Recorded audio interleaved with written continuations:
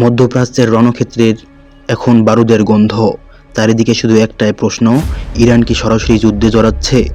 আর ইরানের কথা বললে যে নামটি সবার আগে আসে তা হলো আইআরজিসি। আমেরিকার ঘুম কেড়ে নেওয়া এই বাহিনী আসলে কতটা শক্তিশালী, আজ আমরা বিস্তারিত আলোচনা করব। আইআরজিসির গোপন মিশন, তাদের ক্ষেপণাস্ত্র শক্তি এবং কেন পুরো পশ্চিমা বিশ্ব ভয় পায় তাদের। ভিডিওটি না টেনে শেষ পর্যন্ত দেখুন, কারণ আজকের তথ্যগুলো আপনাকে অবাক করবে।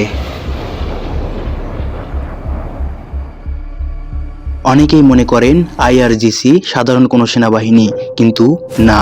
1979 সালের বিপ্লবের পর এটি গঠন করা হয়েছিল শুধু ইরানকে রক্ষা করার জন্য নয়, বরং ইরানের আদর্শকে বিশ্বজুড়ে ছড়িয়ে দেওয়ার জন্য।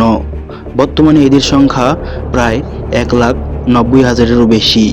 এদের রয়েছে নিজস্ব নৌবিমান এবং পদাতিক বাহিনী, অর্থাৎ এটি একটি রাষ্ট্রের ভেতরে আরেকটি শক্তিশালী রাষ্ট্রের মতো। এখন আসি আসল শক্তিতে। ইরানের মিসাইল প্রোগ্রামকে বলা হয় মধ্যপ্রাচ্যের বৃহত্তম অস্ত্র ভান্ডার। তাদের আছে খাইবার শিকান বা শেজজিলের মতো মারাত্মক সব ব্যালিস্টিক মিসাইল, যা হাজার হাজার কিলোমিটার দূরের লক্ষ্যবস্তুকে আঘাত করতে সক্ষম। শুধু তাই নয়, তাদের তৈরি শাহেদ ড্রোন এখন সারা বিশ্বের আলোচনার বিষয়। এমনকি রাশিয়া ইউক্রেন যুদ্ধেও এই ড্রোনের প্রভাব আমরা দেখেছি। এই প্রযুক্তি আইআরজিসিকে এক অপরাজয়ের শক্তিতে পরিণত করেছে। আইআরজিসি এর সবচেয়ে শক্তিশালী শাখা হলো কুদস ফোর্স। জেনারেল কাসেম সোলাইমানির নাম হয়তো সবাই নিশ্চয়ই শুনেছেন, যিনি এই শাখার প্রধান ছিলেন।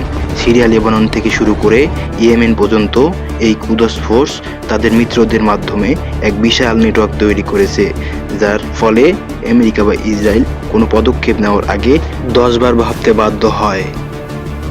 পরিশেষে বলা যায়, আইআরজিসি শুধু ইরানের রক্ষক নয়, বরং তারা এই অঞ্চলের রাজনীতির মোড় ঘুরিয়ে দেওয়ার প্রধান কারিগর।